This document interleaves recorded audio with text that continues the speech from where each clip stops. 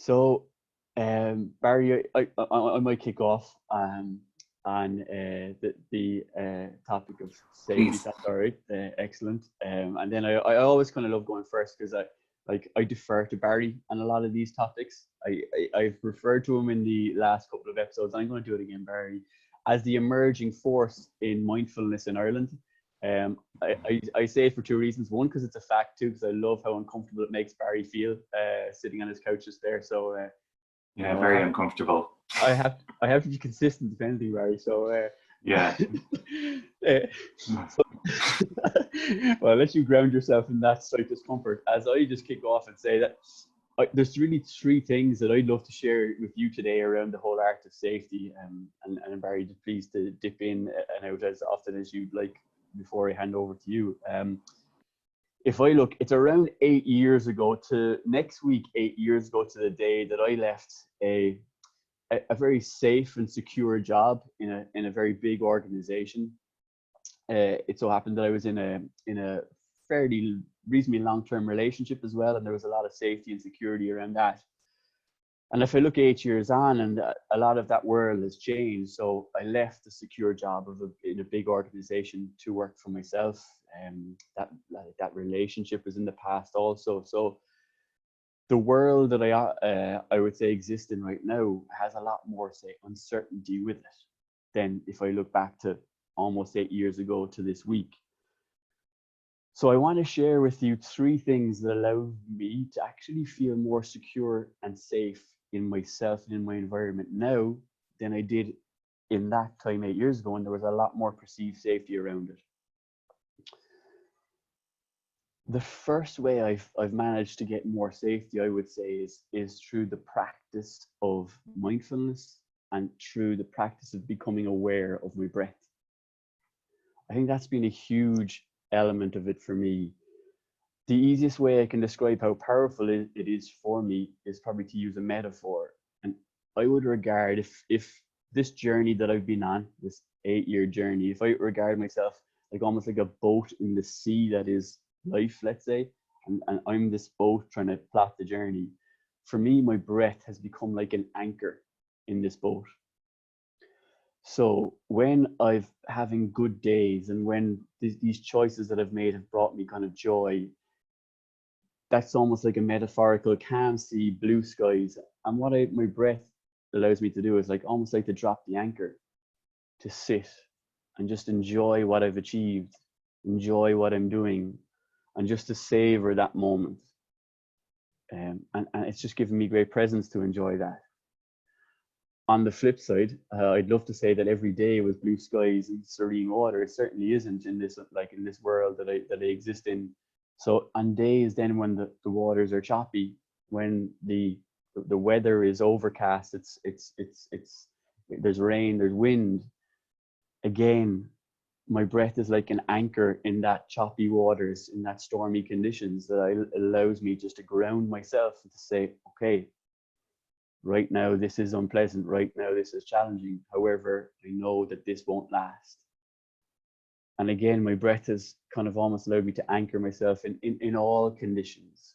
So although my world is a lot more uncertain than it was 8 years ago, this anchor that is my breath and that I've learned through great teachers like Barry and others, helping me to understand the power of the breath and the skill of being aware of the breath, has provided an anchor in my life that just allows me to sit with any situation that I face. So that's the first thing for me, I would say. I don't know, Barry, how that lands or resonates with you just in terms of your experience. Oh, yeah, very much so. Everything you're saying resonates. Particularly the little piece about, having had, I'm the same as you, I had that certainty of a really safe job and wages and all these things, and then not having that certainty, but yet I feel much more secure now than I would have, 14 years ago when I had all these like creature comforts and those things, but just really bad anxiety. Mm-hmm. Yeah.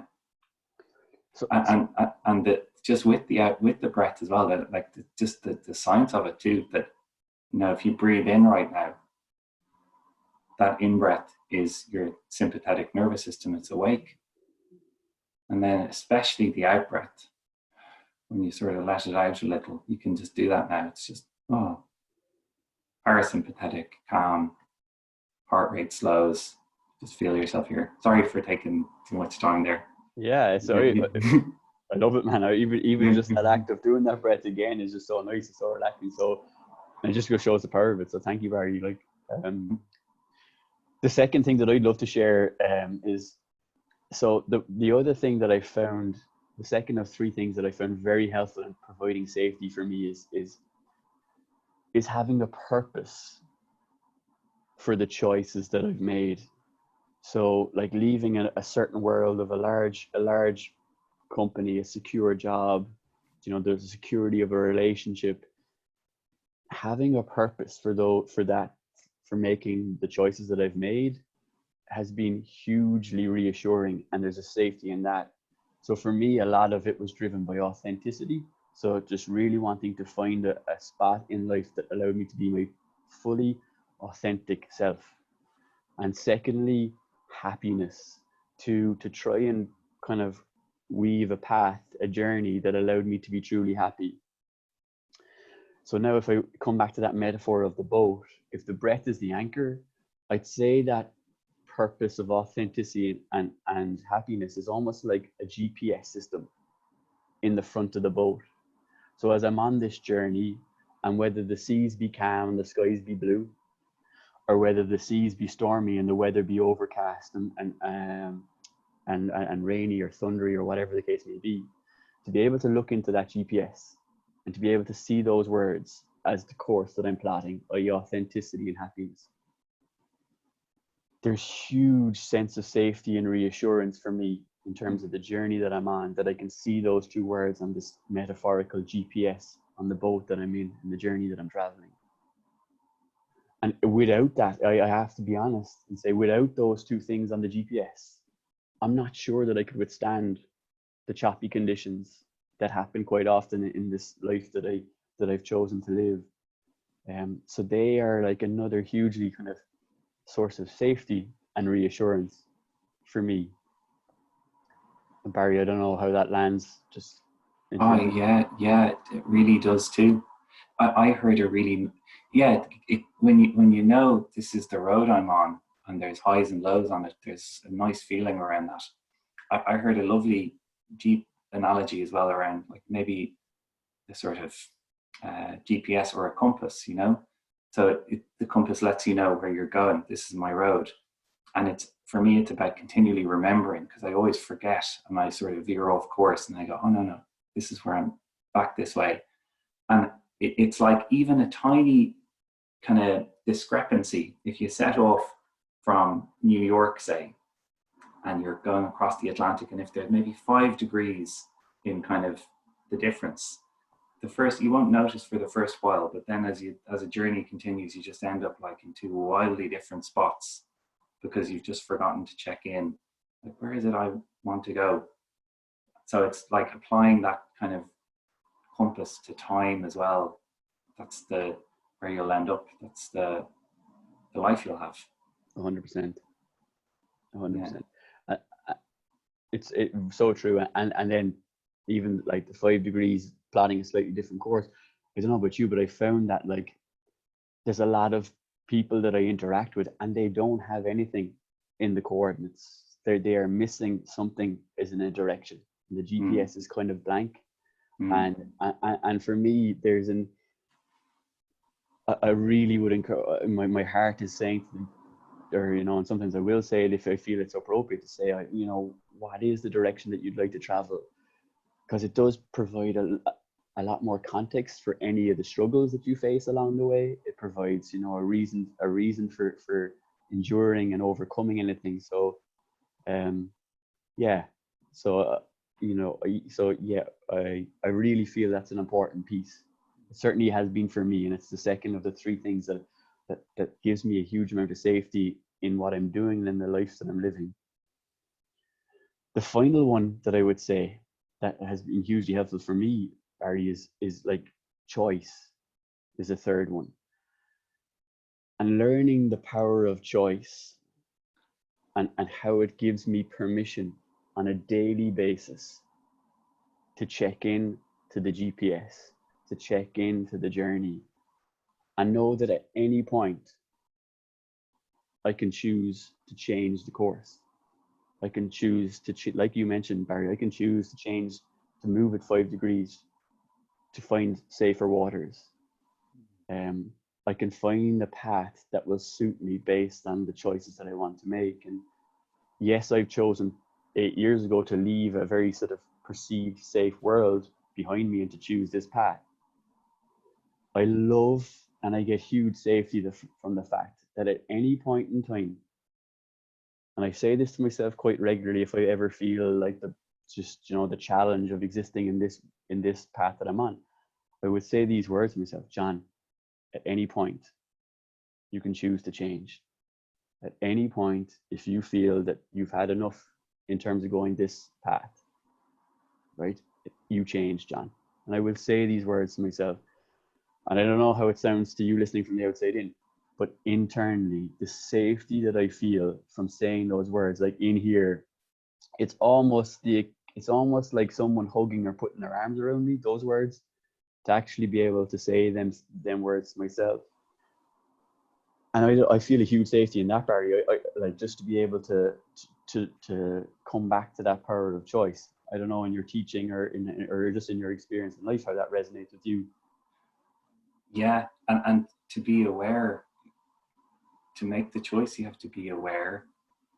So like there's that real tendency we all have just to drift along on automatic pilot, and just habit makes us just do the same thing over and over and over and over again. And then I really like what you said, because it does take a bit of courage, because there is this safety in the known and the familiar. And then when you're going into something new, it's normal that you'll feel like uncertain around it. And then so that thing that you do about like, look, well, you know, if this doesn't pan out, I can go back this way. I can. It's not like forever. It's very nice, nice thing. Yeah. And you mentioned awareness, and I loved how you just. I hope I get your definition of mindfulness right. It's a lot of it's around creating conscious awareness in the present moment. Yeah, probably because some people here might be newish to mindfulness, say, and there can be a misconception that it is sort of the sedative that you take to when you're stressed. You do mindfulness and you just like, ugh, and you're sort of, people often call it switching off, and in fact it's just aware right now, this moment, what's going on inside, what's going on outside. And there's not this continual tendency to be 10 steps ahead of ourselves in some imagined future or reliving something else. It's just right now, what's here. And for me, I think that bit comes first, because when I'm present, then I can choose. And when I'm present, I can remember to go, okay, well, which direction am I going next? Is it what all those other ones you mentioned, the things that help follow a moment of awareness, consciousness, to go, well, here I am, and how do I respond? Yeah, it's so true. And what, Barry, would you share with us in the theme of safety? Like, yeah, really similar to you actually. Like, and I was struck when you were speaking that we mentioned it last week, that there's, when we were talking about compassion, which really is feeding a sense of safety as well, but there's a top down and a bottom up approach. So the bottom up approach is just your body, like you said, with the breath. Sometimes, and even as we're here informally, like there might, even though there may be things on the horizon that might be uncertainty, but like right now we're all sitting somewhere and you can maybe feel your sort of bum on the chair and this kind of weight of the body that's here. And when you allow yourself to settle, give yourself that permission to just be here, even for a moment, then maybe for me, I notice all the tension that's there.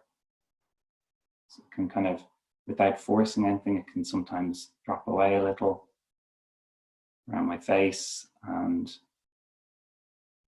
then, like you were saying, you just aware of this breath that's always here that I never pay attention to. And it's not forcing anything, just enjoying it for even a few moments of giving it a little bit of space again. So when I find myself really kind of rushing to something else, or kind of in a reactive, compulsive type mode, which isn't very effective, and I come back to that, just the body, and then I get that kind of feeling of groundedness and safety.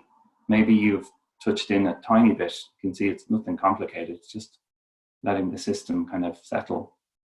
And so that's a bottom-up approach. It's just using the body to kind of bring yourself into that soothing system, it's called.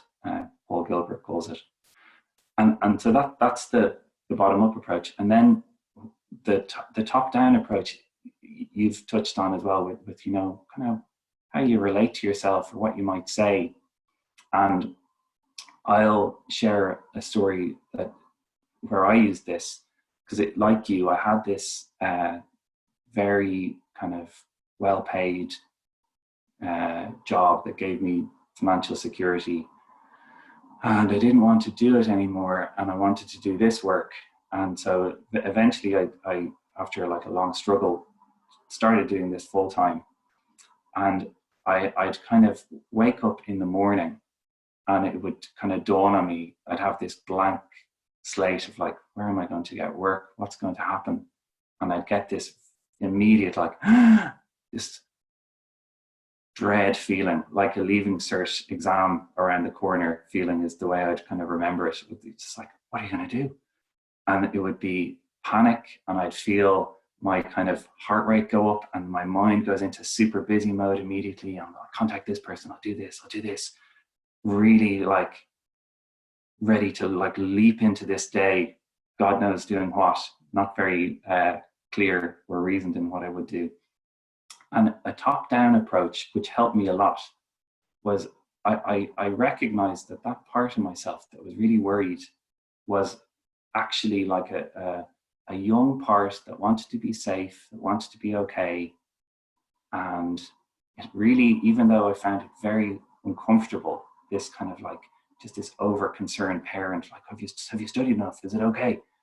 Even though it was uncomfortable, I could see, okay, well, look, I just want to be safe. I want to be secure.